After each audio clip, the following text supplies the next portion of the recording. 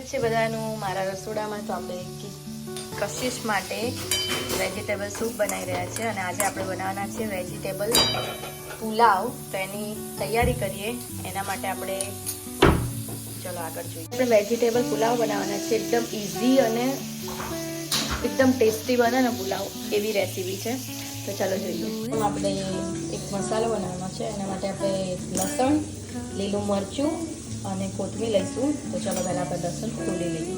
શું કરે છે તું? શું કરે છે? આપણે લઈ લીધું છે લસણ, કોથમીર, મરચું અને 4-5 મરચાં. તો આ બધાને આપણે ખાંડીને એક પેસ્ટ બનાવી લઈશું.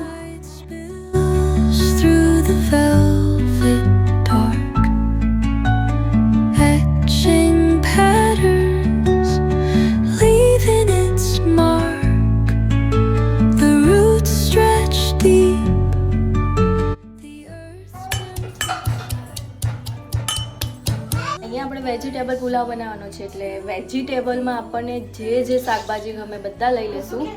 એટલે અહીંયા હું લઉં છું બટાકું, ડુંગળી, વટાણા, ફુલાવર, જે આપણને ગમે ને જે અવેલેબલ હોય એ લઈ લઈશું.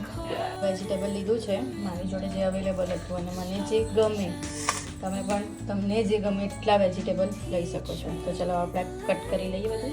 બધું વેજીટેબલ સમારી લીધું છે. અહીંયા આપણે વઘારમાં ડુંગળી નાખીશું અને બાકી બધું પછી નાખીશું. તો ચલો આગળની હવે પ્રોસેસ જોઈએ.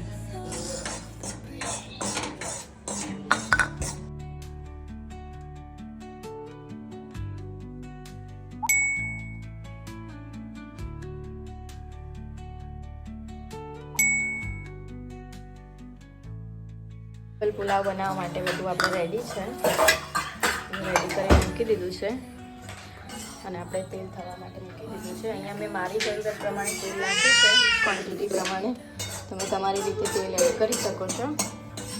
આપણે વઘારમાં નાખીશું. વઘાર માટે તેલ ગરમ થાય તો પછી નાખીશું. તો એના માટે મસ્તન બધું કરવું પડે. તો અહીંયા આપણે શીતલબેન મૂળાની ભાજી બનાવે છે.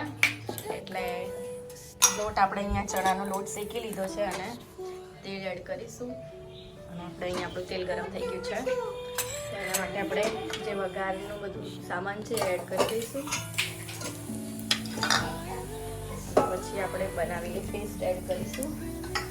થઈ જાય એટલે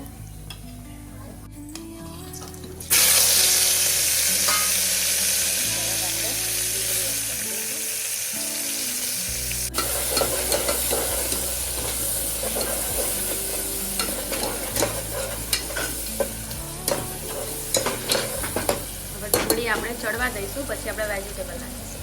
એ ભાજી આપણે હિંગ નાખીને તેલમાં ભાજી નાખીશું. થઈ ગઈ છે. આપણે બધા વેજીટેબલ એડ કરી દઈશું. એની અંદર તમે સોયાબીનની વડી પણ નાખી શકો છો, સિંગ પણ નાખી શકો છો. હવે થોડું વેજીટેબલ આપણે ચડવા દઈશું. પછી મસાલા